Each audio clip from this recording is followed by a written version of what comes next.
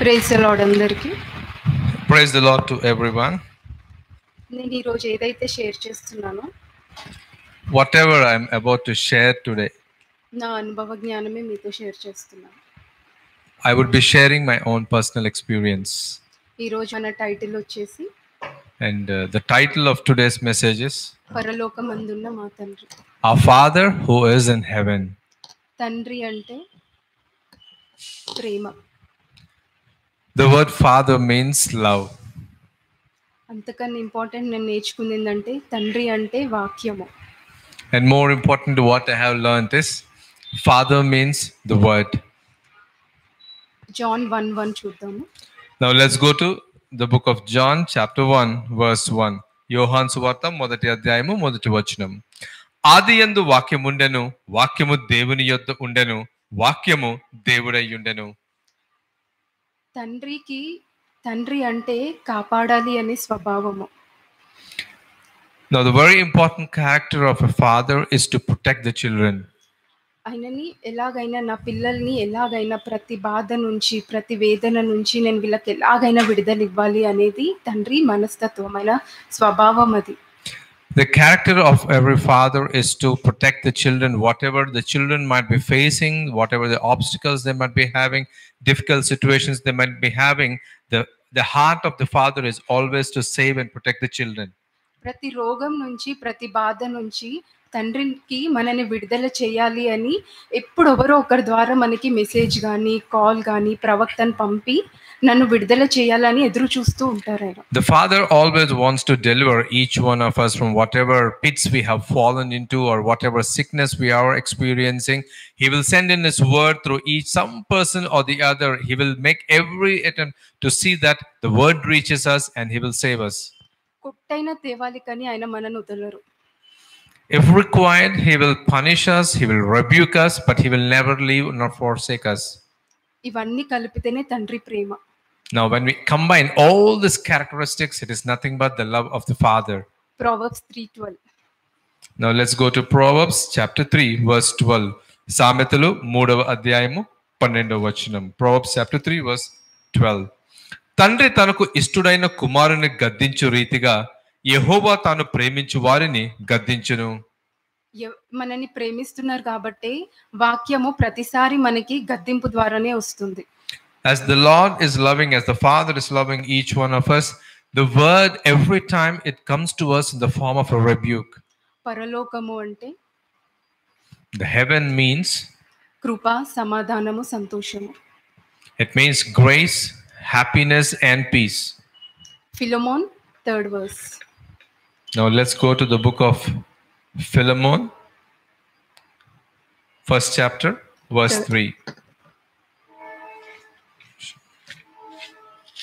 Philemon మొదటి అధ్యాయము 3వ వచనము. మన తండ్రి అయిన దేవుని నుండి ప్రభువైన యేసుక్రీస్తు నుండి కృపయు సమాధానమును మీకు కలుగునుగాక. ఈ కృప సమాధానం నాకు ఎప్పుడు ఉంటుందంటే verse 2లో లాస్ట్ పార్ట్ ఉంటుంది. నీ ఇంట ఉన్న సంఘము అని ఉంటుంది అక్కడ. Now this grace, when this grace will be in our lives is when we read verse 2. It says to the church at your house. ఇంట ఉన్న సంఘము, సంఘము అంటే నేను. Now to the church in your house, the church in your house is nothing but myself. తండ్రి, కుమార, పరిశుద్ధాత్మ ఎప్పుడైతే నాలో ఉంటారో అప్పుడు కృప, సమాధానము, సంతోషము నాలో ఉంటుంది. When the Father, the Son and the Holy Spirit that dwell in me, only then I will be having the grace, happiness and peace within me. నాకు ఎప్పుడు తెలుస్తుంది నా లైఫ్ లో ఇవి ఉన్నాయి అని? Now when will I know that I have the grace, the peace and the happiness in me? తండ్రి అనుగ్రహిస్తే గాని మనం పొందుకోలేము. John 3:27.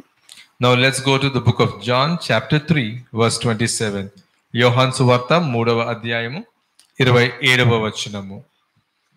అందుకు యోహాను ఇట్లనెను, తనకు పరలోకము నుండి అనుగ్రహింపబడితేనే గాని ఎవడను ఏమీ పొందనేరడు.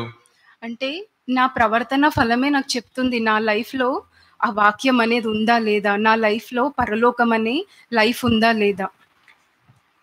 Now, the behavior, the way I talk, behavior, and because of this itself, I will be able to know whether the heaven is there within me or not. నా లైఫ్‌లో నేనెప్పుడైతే ఈ పరలోక ప్రార్థన నా స్కూల్ డేస్ నుంచే నాకిది ప్రేయర్ తెలుసు. Now, I know the Lord's Prayer since I was from my school days. అంటే బట్టి అన్నమాట కంఠస్థం. Now, I just know it by heart. ఎప్పుడు దాని అర్థం తెలుసుకోలేదు. I never knew what exactly the meaning was. అందులో ఒక బ్యూటిఫుల్ వర్స్ ఉంటది. నేను ఎదుటి వారిని క్షమిస్తేనే నా తప్పులు క్షమింపబడతాయి అని. Now, the way only when I forgive others, my sins would be forgiven. This is what is mentioned. It's a very beautiful one. నేను పుట్టుకతోనే క్రైస్తవురాలు. Now, I was a born Christian. నాకు కీర్తనలు 91, 23, 1 ఇవి నా లైఫ్‌లో తెలిసిన వాక్యాలు. Now, I know Psalms chapter 1, then 91 and 23. These are the three chapters I was very much aware since I was a born Christian. నాకు వాక్యము ఒక బుక్ లాగా చదివేదాన్ని. And the word I used to read just like I read any other book. ఒక lucky dip ఇట్లా open చేస్తే నాకు ఏది కనిపిస్తే అదే నాకు వాక్యం అని తీసుకునేదాన్ని. I just used to randomly open the Bible, and wherever my eyes set on, I used to consider this is the verse, this is the scripture for me. కొన్నిసార్లు వర్సెస్ పెద్దగా ఉంటే అమ్మో ఇంత పెద్దగా చదవాలా అని చెప్పి మళ్ళీ కీర్తనలు 23కి వెళ్ళిపోయేదాన్ని. So sometimes when the scripture was too long, when the scripture was too long, I used to think, let me not read this, but let me go back to Psalms chapter 1. బాగా భయమేసినప్పుడు యేసు రక్తం చేయమని పలికేదాన్ని. And whenever there was a kind of fear in me, I used to always praise the blood of Lord Jesus Christ. పక్కన Bible పెట్టి పడుకునేదాన్ని. I used to put the Bible next to my pillow and then I used to sleep. అంటే Bible పెట్టుకుంటే నాకు ఏవి నా చుట్టూ రావు అనేది ఒక ట్రెడిషన్‌లో ఉండేదాన్ని నేను. Now, I used to have a traditional belief that if I have Bible next to me, nothing will happen to me. పరలోకము అంటే ప్రతి చనిపోయిన వారు పరలోకంకి వెళ్ళిపోతారు అని అనుకునేదాన్ని. I used to think that all people who leave this earth physically, they would be going into the heaven. That's what the meaning of heaven for me. Recent గా నేను మా కజిన్ స్టేటస్ చూసాను వాట్సాప్ లో.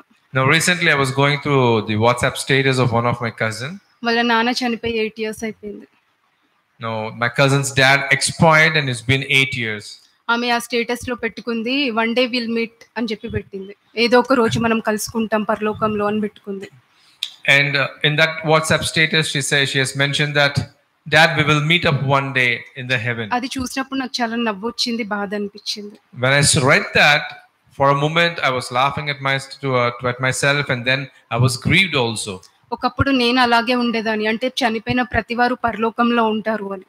And at one point of time I was also of the same thought process that whoever dies will be there in the heaven. ఇప్పటికీ కూడా మా ఫ్యామిలీలో చనిపోయిన వాళ్ళది దినాలు చేస్తారు. వాళ్ళు చనిపోయి 30 years అయిపోయింది, 20 years అయిపోయింది. ఇప్పటికీ ఆ సమాధికి వెళ్ళి వాళ్ళు ఆ భోజనం తింటారు, అవి చేస్తూ ఉంటారు. Now, even till today in our family, there are many people who expired probably 25-30 years back, and then our relatives still they go there and do some memorial service. They prepare some food for them, and then they eat, and they follow all these traditions. Prayer meeting పెట్టుకున్నప్పుడు అగో తాత అక్కడ నుండి చూస్తున్నారు అంటారు. And they used to have a memorial meeting, a prayer meeting in the name of that particular deceased person, and they then used to say, see in the sky, I can see that person there looking down.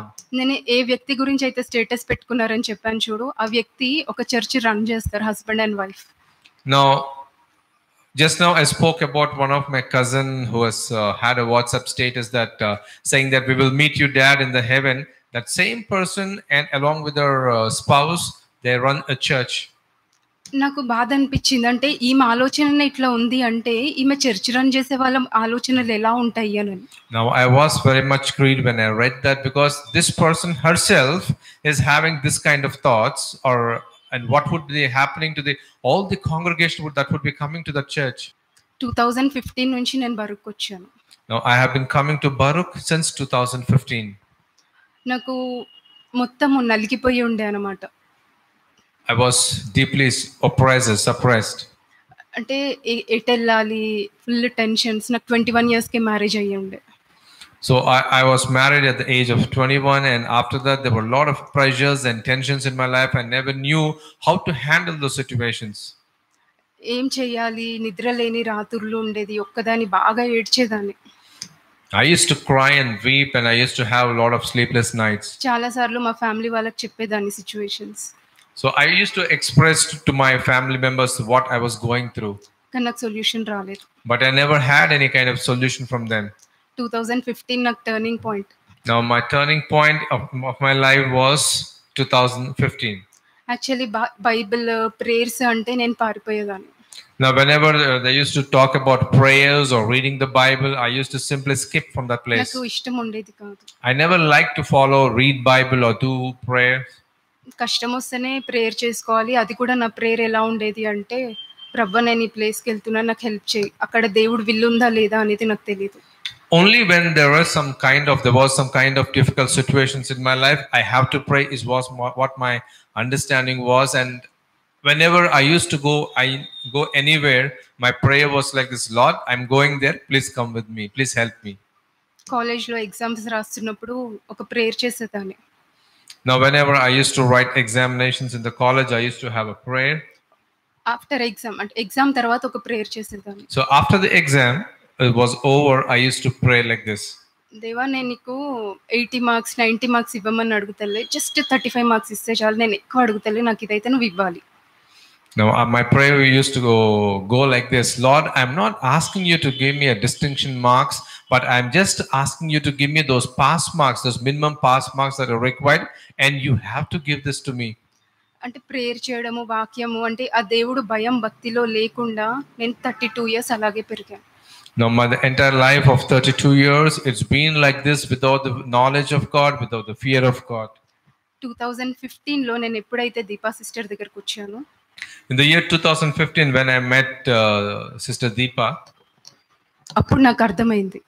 then I understood. అప్పుడు నేను నేర్చుకుంది ప్రవర్తన, విగ్రహములని మన లోపల ఉన్న, అంటే దేవుడి కన్నా ఎక్కువ దేన్నైతే ఇష్టపడతానో దాని నుంచి నేను దూరం కావాలి. నేను ఏది విత్తుతానో అదే కోస్తాను. Now I have learned these things. One is about my behavior, how my behavior has to be. And the second thing is the idols that are present in my heart, and I have to forego all these idols. And the third one is whatever I sow, the same I will reap. నాకు ఎక్కువ భయం వేసింది, నేను ఏది విత్తుతానో అదే కోస్తాను అని. Now I was really scared about the third one, which says whatever I sow, I will reap the same. ఆ రోజు వాక్యంలో దీపక్క చాలా క్లియర్గా చెప్పారు, నువ్వు చేసిన తప్పులకి నీ పిల్లలు అనుభవిస్తారు అని. And in that particular sermon, Sister Deepa was very specifically telling, whatever mistakes you do, it will come upon your children. Haggai 1:5లో ఉంటుంది, కన్సిడర్ యువర్ వేస్, నీ ప్రవర్తన గురించి ఆలోచించుకో అని ఉంటుంది అందులో. In the book of Haggai, chapter 1, verse 5, it says, consider your ways. హెజికేల్ 14:6.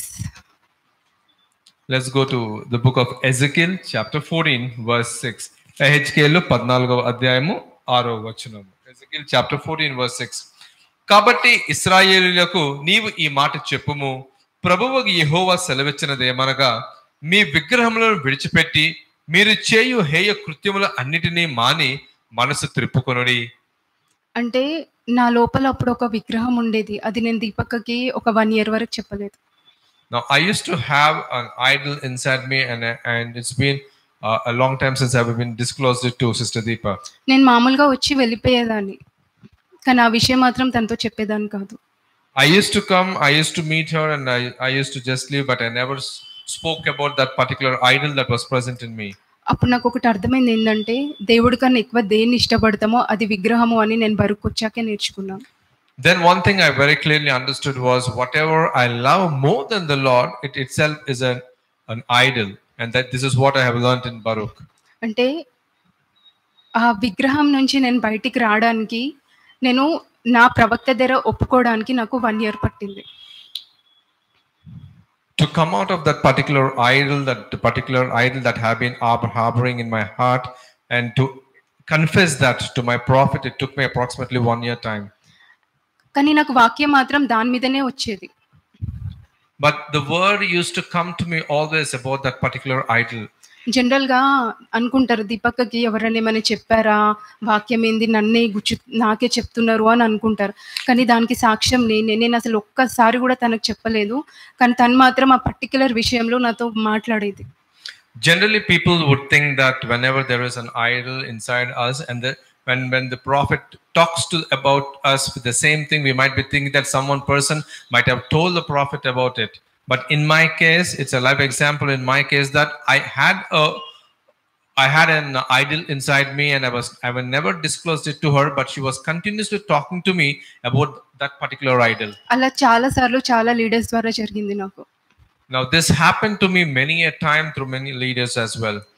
ఇక్కడ నేను ఇంకోటి నేర్చుకుంది ఏందంటే నీ బుద్ధి మారితేనే నీ భక్తి మారుతుంది అని. Now here there's one more thing I have learned is I have to change my attitude. Only then I can talk about my religion. హెజ్కేల్ 16:4-5. Ezekiel chapter 16 verses 4 and 5. హెజ్కేలు 16వ అధ్యాయము 4-5 వచనములు. నీ జనన విధానము చూడగా నీవు పుట్టిన నాడు నీ నాభి సూత్రము కోయబడలేదు, శుభ్రమగుటకు నీవు నీళ్లతో కడుగుబడను లేదు. వారు నీకు ఉప్పు రాయకపోయిరి, బట్ట చుట్టకపోయిరి. ఈ పనిలో ఒకటైనను నీకు చేయవలనని ఎవరునూ కటాక్షింపలేదు. నీ యందు జాలిపడిన వాడు ఒకడునూ లేకపోయెను. నీవు పుట్టిన నాడే బయట నేలన పారివేయబడి చూడ అసహ్యముగా ఉంటువి. ఈ స్థితిలోనే నేను దీపక్క దగ్గరికి వచ్చాను. Now in this situation, as mentioned in Ezekiel chapter 16 verses 4 and 5, this was my condition when I met Sister Deepa. ఎవరు పట్టించుకునే వాళ్ళు కాదు, అన్ని చోట్ల rejection. There was no one who really cared about me. Wherever I went, it was only rejection and rejection. చాలా బాధ ఉండేది. I used to have a lot of grief in me. ఒక్కదాన్నే నిద్రలేను రాత్రులు ఏడ్చుకుంటూ ఉండేదాన్ని. I used to be alone and I spent a lot of sleepless nights. నేనే ఊహించుకునేదాన్ని నా life ఏమైపోతుంది, ఎక్కడ నా పిల్లల్ని నేను ఎలా పోషించాలి అనేది ఇలా నాకు లోపల నేనే బాధపడేదాన్ని. Now I used to feel within myself like I was so concerned about my children, about the future, about my future, how I'll be taking care of my children. మా జెన్నీకి ఒకసారి ఫీవర్ వచ్చింది. నేను ఆఫీస్లో ఉన్నాను ఆ రోజు. Now there was a time when my elder daughter Jenny, she was suffering from fever, and at that point of time I was at office. So sudden గా నాకు ఇంటి నుంచి కాల్ వచ్చింది, పాపకి బాగలేదు, హాస్పిటల్ తీసుకెళ్ళాలి, నా దగ్గర డబ్బులు లేవు అని ఒక పర్సన్ నాకు కాల్ చేశారు. Now a person from my home here has called me when I was in the office saying that our elder daughter Jenny is suffering from fever, have to be taken to the hospital immediately, and I have no money with me. Office నా దగ్గర డబ్బులు ఉన్నాయి, కానీ నాకు తెలిసిన ఇంకొక పర్సన్కి call చేసి చెప్పాను, నేను ఇంటికి వచ్చాక నీకు డబ్బులు ఇస్తాను, మా పాపకి బాగాలేదు, హాస్పిటల్ తీసుకెళ్ళడానికి మీ దగ్గర ఉంటే ఇవ్వండి అని చెప్పాను. Now I requested one person who stays close to our house, and I told that person, I'm at office, since my elder child is suffering from fever, please give some money so that she can be taken to the hospital. As soon as I reach home, I will repay you. ఆ వ్యక్తి నన్ను ఏమన్నారంటే, నాకు cylinder వస్తుంది, నాకు డబ్బులు సరిపోవు, నేను ఇవ్వను అన్నది. Now that person said, I'm expecting a gas cylinder coming home and I have only that much money. Sorry, I'm not able to help you. ఇది నేను బరుకు వచ్చాక రియలైజ్ అయ్యాను. Now I have realized this after coming to Baruch. నేను ఏది విత్తుతానో అదే కోస్తాను. Whatever I sow, the sow shall I reap. నా దగ్గర ఉన్నప్పుడు నేను ఎదుటి వారికి ఇయ్యనప్పుడు ఏదో ఒక టైంలో నేను ఆ పంట కోస్తాను. Whenever I have and another person is coming and asking me for help, I don't help. And when I am in hell, I'm needing some help, and I go and ask someone, I will not get that. So it means that whatever I sow, I will reap the same. అంటే అప్పుడు నేను decision తీసుకున్నాను, నాకు ఎంత వీలైతే అంత ఒకరికి help చేయాలి, కానీ నా దగ్గర లేదు అనే మాట పలుకొద్దు అని. Then I have taken a decision that whatever is possible, I should help. I should never say I do not have when I have that money with me. 6th verse చూద్దాం. Now let's read verse 6, 6వ వచనం. హెజ్కేలు 16వ అధ్యాయము 6వ వచనం. అయితే నేను నీ యొద్దకు వచ్చి రక్తంలో పొర్లుచున్న నిన్ను చూచి, నీ రక్తంలో పొర్లియున్న నీవు బ్రతుకుదువని నీతో చెప్పితిని, నీవు నీ రక్తంలో పొర్లియున్నను బ్రతకమని నీతో చెప్పితిని. Just now we read Ezekiel chapter 16 verse 6. అంటే నేను బాధలో ఉన్నప్పుడు నా నాభి కోయబడలేదు, నీళ్ళతో కడగబడలేదు, ఉప్పు రాయలేదు, బట్ట చుట్టలేదు. It means that when I was in a kind of trouble, on that day neither my navel cord was not cut, nor I was washed in water to cleanse me, nor I was rubbed with salt, nor wrapped in clothes. ఇక్కడ 6th verse లో ఉంటాయి. In verse 6 says, he looked at me. దీనికి నేను connection John 6:44 connect చేసుకున్నాను.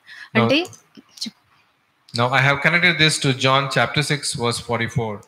అంటే తండ్రి కనికరిస్తే గాని తండ్రి అట్రాక్ట్. ఒకసారి చదవండి.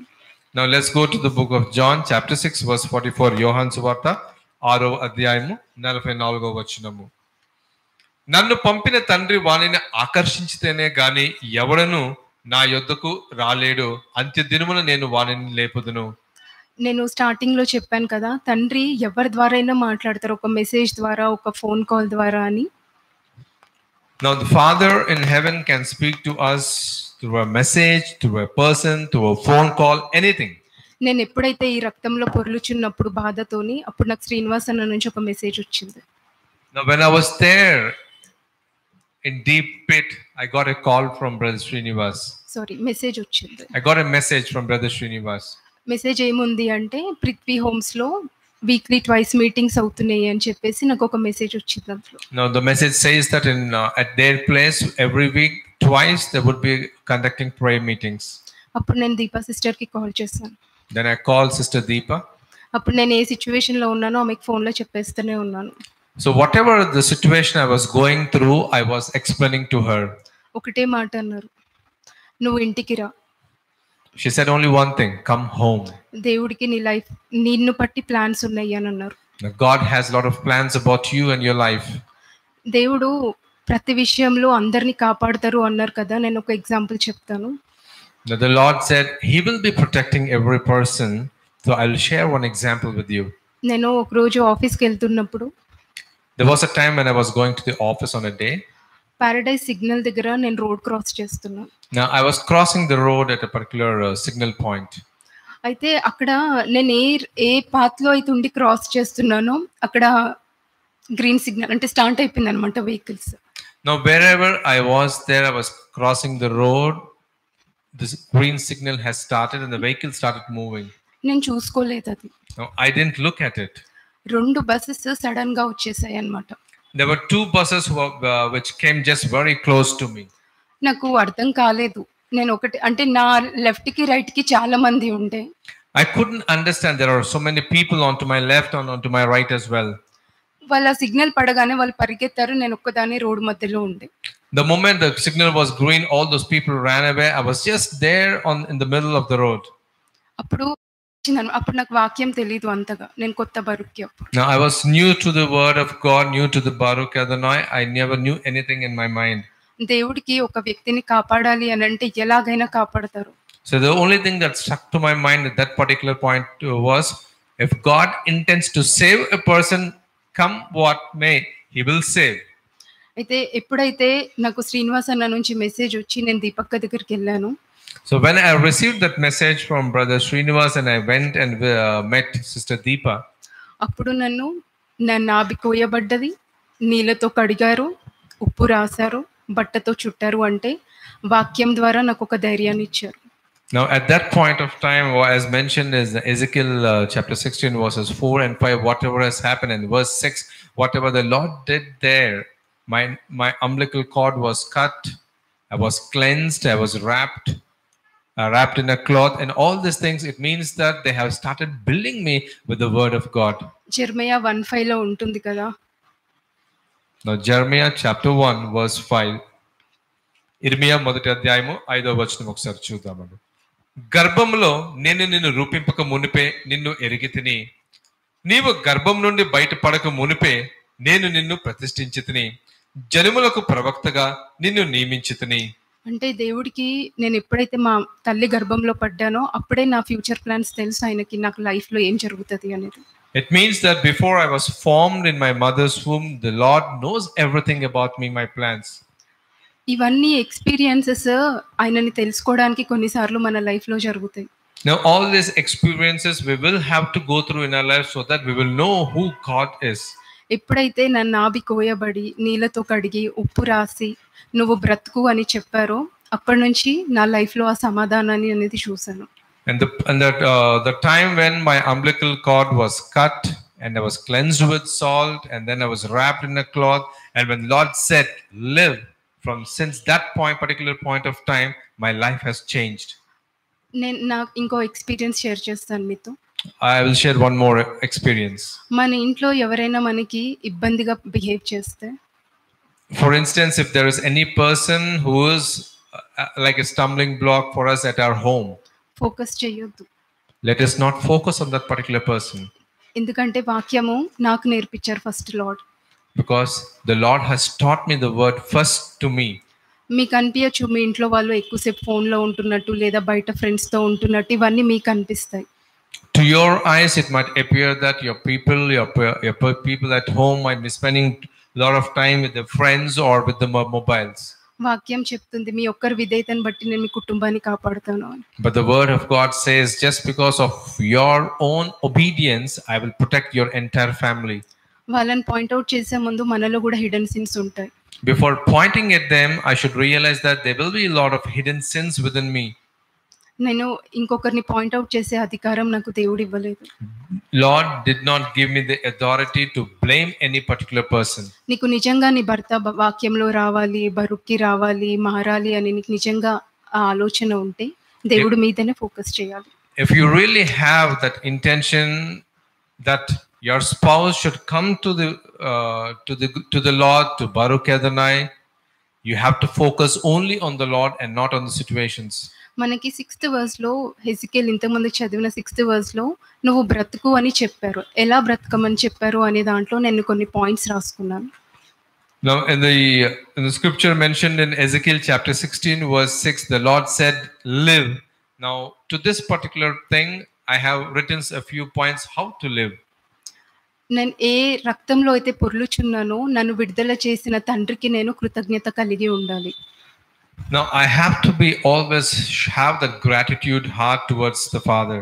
కృతజ్ఞత ఎప్పుడు మనకి బరుకులో కూడా నేర్పిస్తుంటారు. కృతజ్ఞత కలిగి ఉండాలి.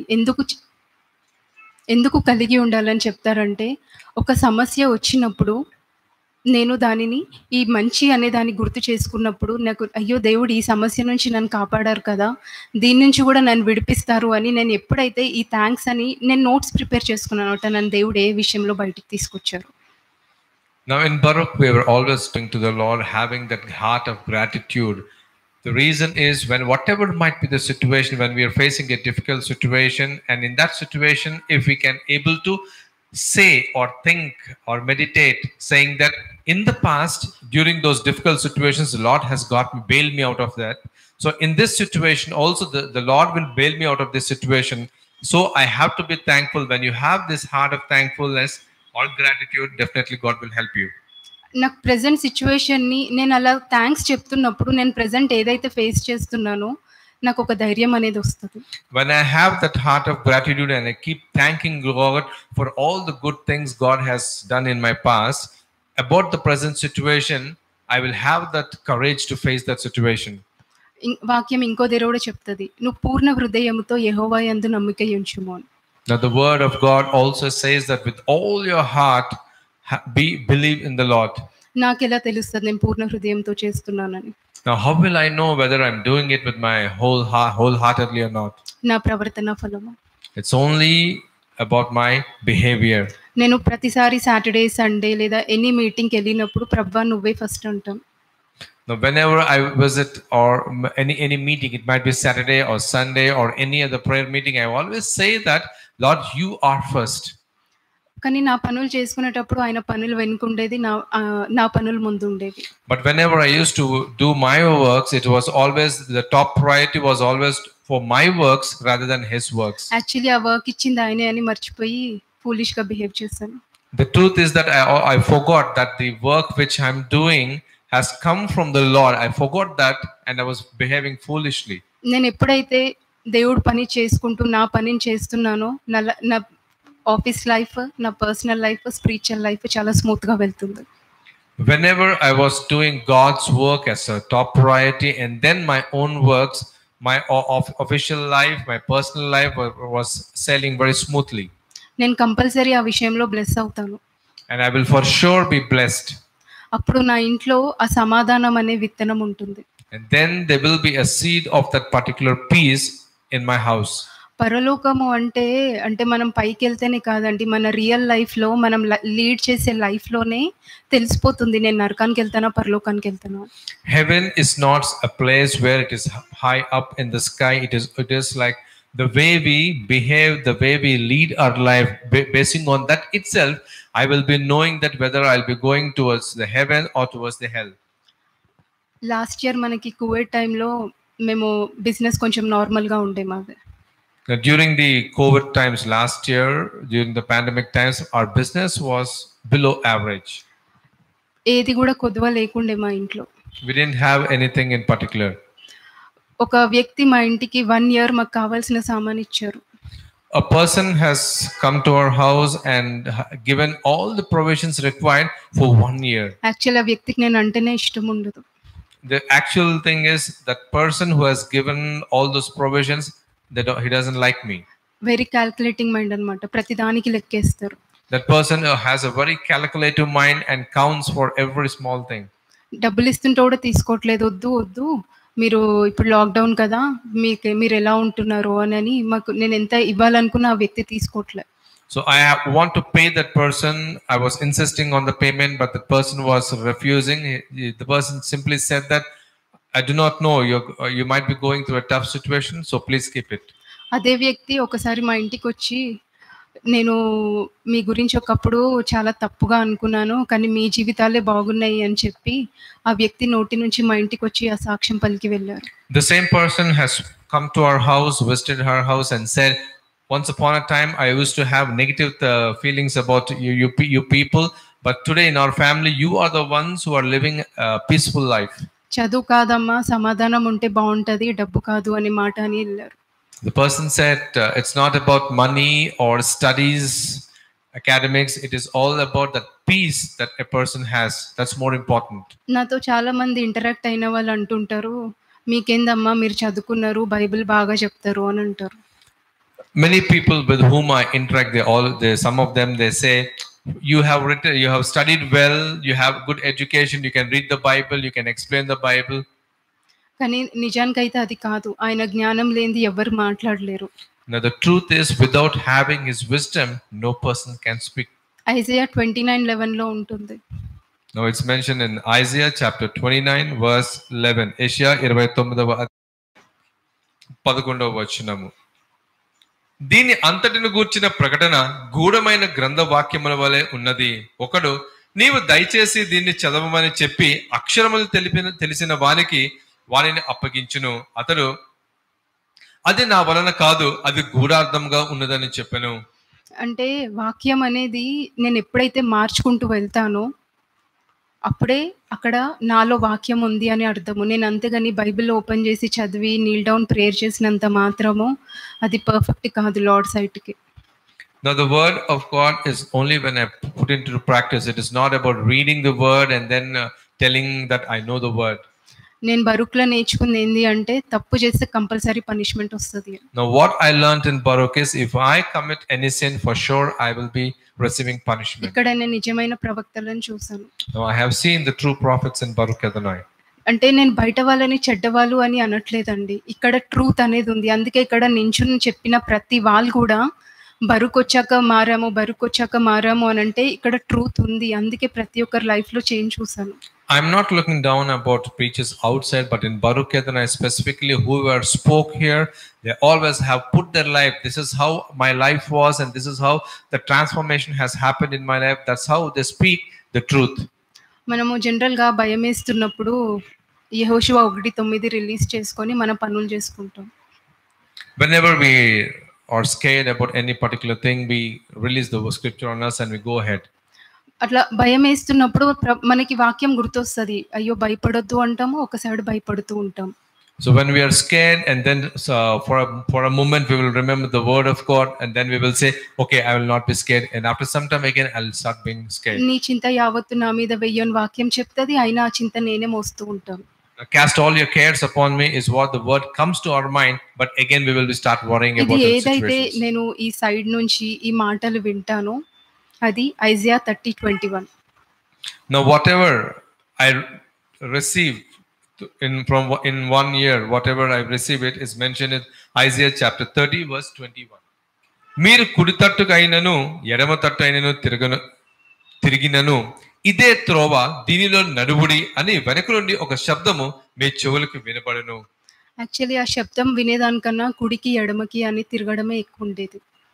No, actually more than listening to that particular voice, in my life it was more of turning either towards the right or towards the left. శబ్దము అంటే వాక్యము. The voice means the word.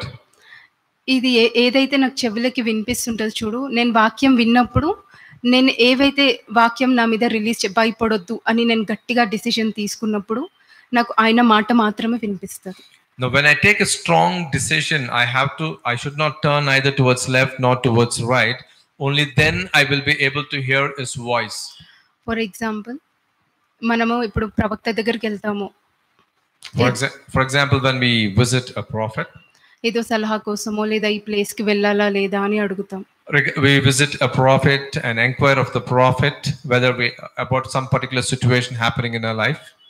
అప్పుడు ప్రవక్త అంటారు, వద్దు నువ్వు ఇక్కడే ఉండు, నీకు ఇక్కడ ఉంటేనే సేఫ్ అని చెప్తారు. Now the prophet says that don't go to that particular place. It is good for you to be here. It's safe over here. నాకు ఇంటి నుంచి కంటిన్యూగా వేరే రిలేషన్స్ నుంచి ఫ్రెండ్స్ నుంచి కాల్స్ వస్తూ ఉంటాయి. Now I will be getting calls from my relations, my friends. అదే లెఫ్ట్ అండ్ రైట్ ఆ కాల్స్ ఏవైతే వస్తుంటాయో అదే బ్యాక్గ్రౌండ్ మ్యూజిక్ సిచ్యువేషన్స్.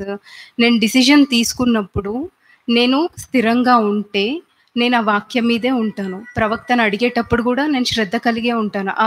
ఆ ఫోన్ కాల్స్ మీద నేను ఫోకస్ చేయను. So if I have to go somewhere and then I go and visit a prophet and seeks prophet's advice, when the prophet tells do not go, at that particular moment of time, I will be receiving many calls from my friends, relatives asking me to come. Now this is exactly what is turning either left or towards the right or the background music. But when I take a firm decision that yes, whatever the prophet tells, I will stick to that. That's the most important thing. ఇలా నేను మనసులో పెట్టుకొని ఇష్టం పెట్టుకొని ప్రవక్తను అడుగుతున్నానంటే, if I have this kind of thing, desire in my heart, and then I'm inquiring of the prophet. Ezekiel 33:31. Now let's go to Ezekiel 33. Ezekiel chapter 33 verse 31. Ezekiel 33వ అధ్యాయము 31వ వచనం. నా జనులు రాదగిన విధముగా వారు నీ యొద్దకు వచ్చి నా జనులైనట్టుగా నీ యొద్ద కూర్చుండి నీ మాటలు విందురు గాని వాటిని అనుసరించి ప్రవర్తింపరు. వారి నోటితో ఎంతో ప్రేమ కనపరచుదురు గాని వారి హృదయము లాభము అపేక్షించుచున్నది. ఆ లాభం ఏంటంటే నేను ఆ ప్లేస్కి వెళ్ళాలి అనేది. Now the desire in their heart is to go to that place. ప్రవక్తని నేను డెసిషన్ తీసుకొని వెళ్తున్నాను అంటే నేను తండ్రిని మోసం చేస్తున్నట్టు. Now if I am inquiring of the prophet and the prophet says don't go, but in spite of that if I go to that particular place, it is that I am working against the Father himself. నేను వెళ్ళిన తర్వాత నా కోసం నా ప్రవక్తలు prayer చేస్తారు నువ్వు safe గా రావాలి అని. Now after I go, my prophets would be praying for me that I will have a safe journey to and fro. నాకు అనిపించేది అంటే అది తండ్రి ప్రేమ ఆ వ్యక్తిలో ఉంటేనే వాళ్ళు ప్రేయర్స్ చేస్తున్నారు మనం సేఫ్ గా రావాలని. మన రిలేటివ్స్ చేస్తారా, బంధుమిత్రులు చేస్తారా అని నేను క్వశ్చన్ వేసుకున్నాను. Now I was questioning myself, only when that particular prophet has the love of the Father in that particular person, only then that prophet will be able to pray for us, for our well-being, for our protection, for our safety.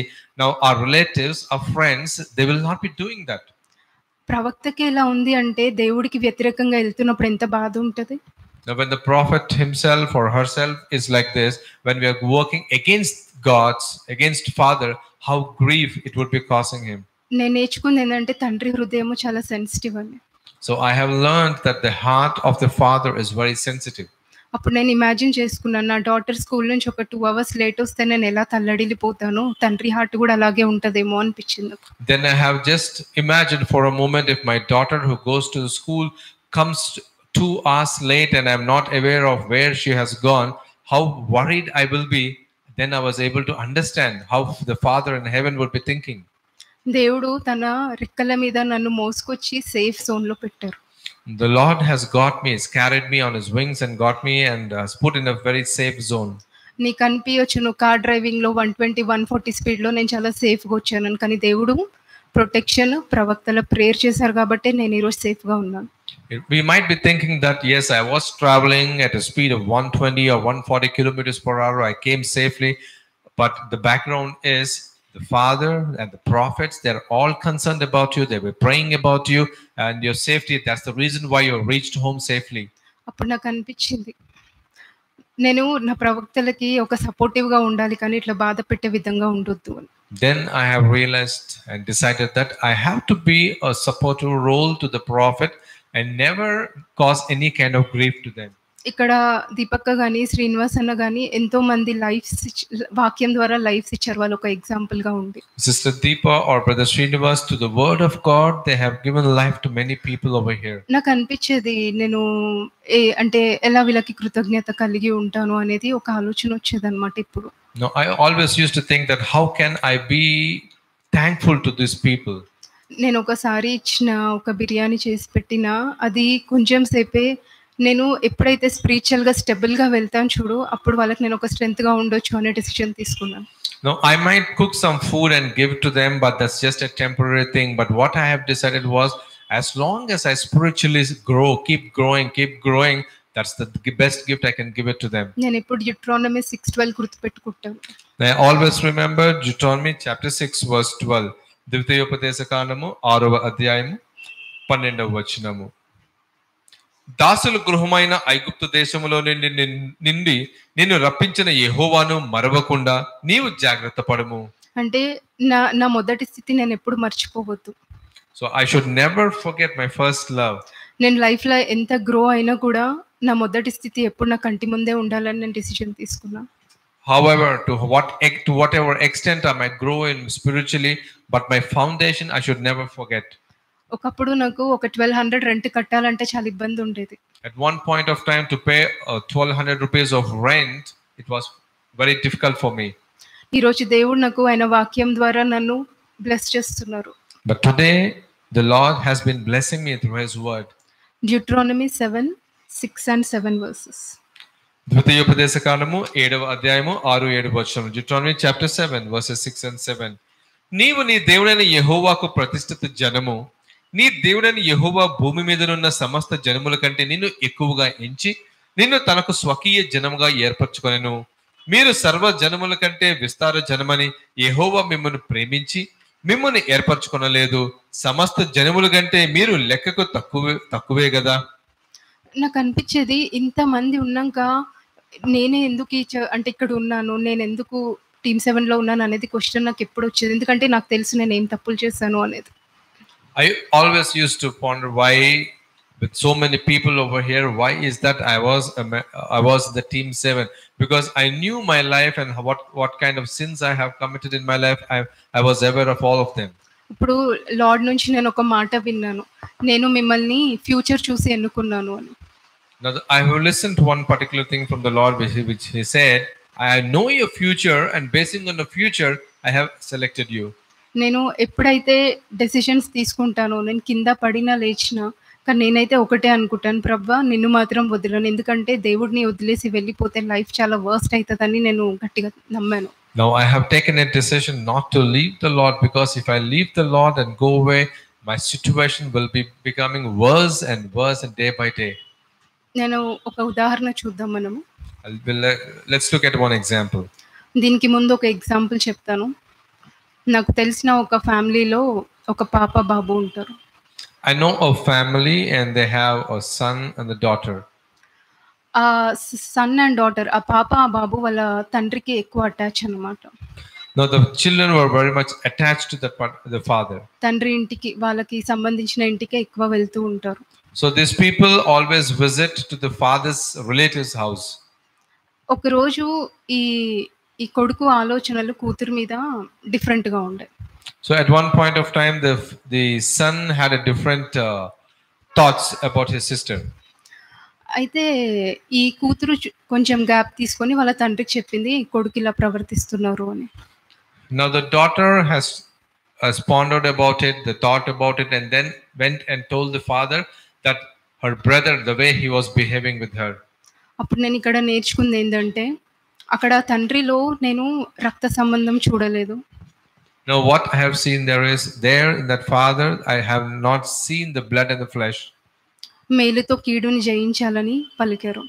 So I said that with good I have to overcome that evil. ఆ వ్యక్తిలో చూసాను నేను. అంటే ఆ వ్యక్తి ఏమన్నారంటే, నా కొడుకు అమాయకుడేమో అందుకే ఈ ఆలోచన వచ్చింది అని చెప్పేసి ఆ వ్యక్తికి ఆ గిల్టీ ఫీలింగ్ కలగకుండా ఈ తండ్రి పాజిటివ్‌గా తీసుకున్నారు ఆ situation. Now this father has handled the situation very well and have decided that yes, my son might have out of ignorance he might have got this kind of thoughts. Let me do good to my son, and through the good only I will be able to win over the evil. నేను చాలా encourage అయ్యాను అప్పుడు ఈ మాట తండ్రి దగ్గర విన్నప్పుడు. When I listened at these words from that father, I was very much encouraged. ఈ సిట్యుయేషన్ నాకొస్తే నా ఆలోచనలు ఎలా ఉంటాయని నేను ఎగ్జామిన్ చేసుకున్నాను. Now I was examining if I was there in that particular situation, how my thoughts will be going. నా కూతురుతో ఎవరైనా ఇలా ప్రవర్తిస్తే నేను ఎలా రియాక్ట్ అవుతాను అనేది నేను పరీక్షించుకున్నాను. Now if someone was reacting with my daughters like that, how would I have reacted? So అప్పుడు అనిపించింది ప్రతిదీ పాజిటివ్‌గా తీసుకోవాలి. ఎందుకు అంటారంటే నాకు ఆ నెగెటివ్ థాట్స్ రాకుండా ఉండడానికే చెప్తారు అని అర్థమైంది. Now then I have realized why is that we've been taught that we have to think only positively, because when we start thinking only positively, we will not be having those negative thoughts in us. ఒక example చూద్దాము. Luke 15:16. లూకా సువార్త 15వ అధ్యాయము 16వ వచనం. Luke chapter 15 verse 16. వాడు పందులు తిన్ను పొట్టుతో తన కడుపు నింపుకొని ఆశపడిను గాని ఎవడను వానికి ఏమీ ఇయ్యలేదు. అయినా తండ్రి దగ్గర ఉన్నప్పుడు దాని విలువ తెలియలేదు. When the prodigal son, this is about the prodigal son, when he was there with his father, now he never realized the value of his father. నేను ఈ రోజు తండ్రి ఇంట్లో ఉన్నాను. But today I am living in the father's house. Daily manna వస్తుంది నాకు. I am receiving daily manna. నేను every message వింటున్నప్పుడు నాకు తెలియాలి నేను ఎక్కడ మార్చబడ్డాను అని. Every message which I listen here in father's house, I should be able to realize where I have to change. ఇక్కడ ఆయనకి ఆ పందుల పొట్టు తినే స్థితి వచ్చింది అంటే ఆ వ్యక్తికి ఆ విలువ తెలియలేదు తండ్రి దగ్గర ఉన్నప్పుడు. Now here this person, when he had to eat the pods that the swine ate. Now he never realized the value of his father. ఈ సిచ్యువేషన్ ఎందుకు వచ్చింది అంటే verse 13 లో ఉంటుంది. Now why he has got the situation, let's see verse 13. 13వ వచనం చూద్దాము. కొన్ని దినములైన తరువాత ఆ చిన్న కుమారుడు సమస్తమును కూర్చుకొని దూరదేశమునకు ప్రయాణమైపోయి అచ్చట తన ఆస్తిని దుర్వ్యాపారం వలన పాడు చేసెను. అంటే ఇక్కడ ఓన్ డిజైర్స్, నా ఇష్టము, అంటే నాకు దేవుడు విడుదల చేసిందని మర్చిపోయి నా ఇష్టానుసారంగా జీవిస్తే verse 16 లో అయినట్టు లైఫ్ అయిపోతుంది. Now when I go by my own desires, neglecting the scriptures, the warnings given by the father, I go with my own desires. Now my life will become as mentioned in Luke chapter 15 verse 16. verse 17. Now let's read verse 17 also. 17వ వచనం. అయితే బుద్ధి వచ్చినప్పుడు వాడు, నా తండ్రి యొద్ద ఎంతో మంది కూలివాండ్రకు అన్నము సమృద్ధిగా ఉన్నది, నేనైతే ఇక్కడ ఆకలికి చచ్చిపోవచ్చున్నాను. అప్పుడు ఆయన సెన్సెస్కి వచ్చాడు. అంటే నా తండ్రి దగ్గర ఉన్నప్పుడు నా లైఫ్ బాగుంది, అంటే నేను ఎప్పుడైతే అమ్మో నా తప్పు, నేను ఈ ఆలోచన ఎట్లొచ్చింది, నేను ఇట్లా చెయ్యొద్దు కదా, నేను ఎప్పుడైతే రియలైజ్ అవుతానో అప్పుడు నాకు ఆ వాక్యం మళ్ళీ నా దగ్గరికి వస్తుంది. ఐజయా 55:6కి నేను కనెక్ట్ చేసుకున్నాను. Now after this person has realized, yes, it is so good to go back to my father where I have lived there and how my father used to take care. Now I was able to connect this to Isaiah 55:6. Isaiah 55 verse 6. యెషయా 55వ అధ్యాయము 6వ వచనం. Isaiah chapter 55 verse 6. యెహోవా మీకు దొరుకు కాలమందు ఆయనను వెతుకుడి, ఆయన సమీపంలో ఉండగా ఆయనను వేడుకొనుడి. బయట చాలా మందికి వాక్యం తెలీదు. నిజంగా చెప్తున్నా, మా ఫ్యామిలీ వాళ్ళనే చూస్తున్నాను. Now outside there are many people who are not aware of the truth behind the scriptures, and I have been witnessing this in my family members. ఒక ప్రాబ్లం వస్తే వాక్యంలోనే సొల్యూషన్ ఉందని తెలీదు. They do not know that whenever there is a problem or a difficult situation, they have a solution in the word of God itself. సమస్యతో మాట్లాడాలి అని తెలీదు. They do not know that we have to talk to the problem. అనారోగ్యం వస్తే మనం ఒక వాక్యం release చేసి దాన్ని గద్దించాలి అని తెలీదు. They do not know that when any person falls sick, we have to release the word of God and then cast out that spirit. ఈ రోజు నాకు ఈ వాక్యం దొరికింది అని అంటే నా తరాలు బాగుపడతాయని దొరికింది, ఇది నా తరాల కోసం ఇది. Now today, if I have found this word of God, it means that it is not only for me, for my generations and generations also. మనము ఫిజికల్ ఫుడ్ తింటే కొంచెం సేపు మనకు శక్తి ఉంటదేమో. When we eat our physical food, probably we might be having strength for some time. Problems వచ్చినప్పుడు మనకు వాక్యం గుర్తొచ్చినప్పుడు చాలా శక్తి వస్తుంది తెలుసు. But when we have as difficult situations in our life and then we have the heavenly food with us, for sure we will be standing strong and firm. Verse 18. Luke 15:18. Okay, let's go to the book Luke chapter 15 verse 18. Luka suvarta 15వ అధ్యాయము 18వ వచనం verse 18. నేను లేచి నా తండ్రి యొద్దకు వెళ్ళి, తండ్రి, నేను పరలోకమునకు విరోధముగా నీ ఎదుటన పాపము చేసితిని. నేను ఎప్పుడైతే నా లోపల ఈ తప్పు చేశాను అని నేను ఇంట్లోనే ఇప్పుడు బాధపడుతూ, అవును కదా నాకు ఇంత వాక్యం తెలిసి నేను ఇన్ని తప్పులు చేస్తున్నానని ఇట్లా నేను రియలైజ్ అయినప్పుడే నా లైఫ్లో Psalms 107:20 రిలీజ్ అవుతూనే ఉంటుంది. Now only when I realize the kind of mistakes or the sins I have committed, and then only then Psalms 107 verse 20 will be applicable in my life. ఆయన వాక్కు వచ్చి నన్ను బాగు చేసి నేను పడిన గుంటలో నుంచి ఆయన నన్ను లేపుతారు. Now his word will come and then he will come and heal me and it will bring me out of all the pits in which I have fallen. నేను ఎప్పుడైతే ఇలా నా తప్పు తెలుసుకొని నేను జాగ్రత్త పడతానో, so whenever I realize my mistake and I take heed, Luke 15:8-10. Luke 15 verses 8 to 10 will happen in my life. Luka suvarta 15వ అధ్యాయము 8 నుంచి 10 వచనములు. ఏ స్త్రీకైనను 10 వెండి నాణెములు ఉండగా వాటిలో ఒక నాణెము పోగొట్టు కంటే ఆమె దీపము వెలిగించి ఇల్లు ఊడ్చి అది దొరుకు వరకు జాగ్రత్తగా వెతకదా? అది దొరికినప్పుడు తన చెలికత్తెలను పొరుగువాన్ని పిలిచి, నాతో కూడా సంతోషించుడి, నేను పోగొట్టుకునే నాణెము దొరికిందని వారితో చెప్పును కదా. అటువలే మారు మనసు పొందు ఒక పాపి విషయమై దేవుని దూతల ఎదుట సంతోషము కలుగునని మీతో చెప్పుచున్నానని. నాకు ఈ వచనం చాలా ఇష్టం అండి. ఎప్పుడైతే నేను ఒప్పుకుంటానో, నేను నమ్ముతాను, హృదయపూర్వకంగా ఒప్పుకున్నప్పుడు ఏంజల్స్ అక్కడ డాన్స్ చేస్తాయి. I believe this particular scripture, and whenever I realize my mistake and I confess and forsake them, for sure there will be happiness, and the angels of the God will be all over the place. First son ఎలా ఉంటుందంటే ఆయన behaviour verse 29 లో ఉంటుంది. Now let's see verse 29, the behavior of the elder son. అందుకు అతడు తన తండ్రితో, ఇదిగో ఇన్ని ఏండ్ల నుండి నిన్ను సేవించుచున్నానే, నీ ఆజ్ఞను నేను ఎన్నడను మీరలేదే, అయినను నా స్నేహితులతో సంతోషపడినట్లు నీవు నాకు ఎన్నడను ఒక్క మేకపిల్లనైనను ఇయ్యలేదు. అంటే అక్కడ తండ్రి కుమారుడు తప్పు చేసినప్పుడు పరిగెత్తుకొని వచ్చి కౌగిలించి ముద్దు పెట్టుకుంటే, ఇక్కడ తన ఎల్డర్ పెద్ద కొడుకు పాయింట్అవుట్ చేస్తున్నారు. When the prodigal son has come back, the father was so happy that the son was able to realize what mistake he has done, and then he takes him into his arms.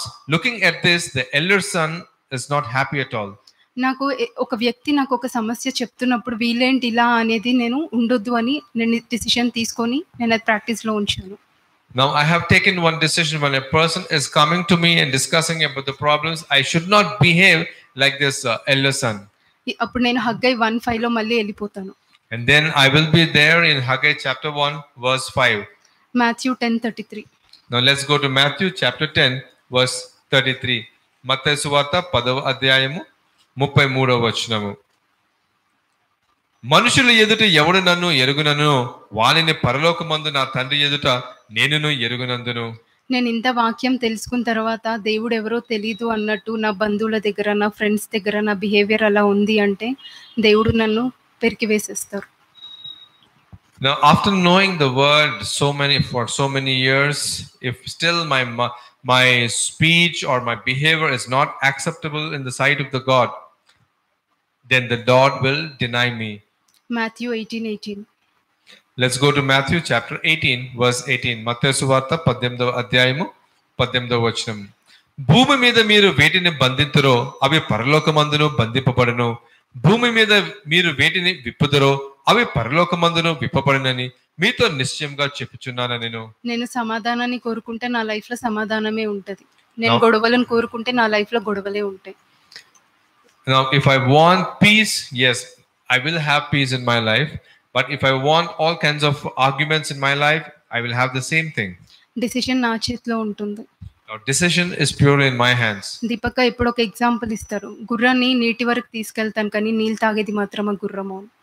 Now Sister Deepa always gives one example. We can take a horse to the water, but we cannot make the horse drink the water.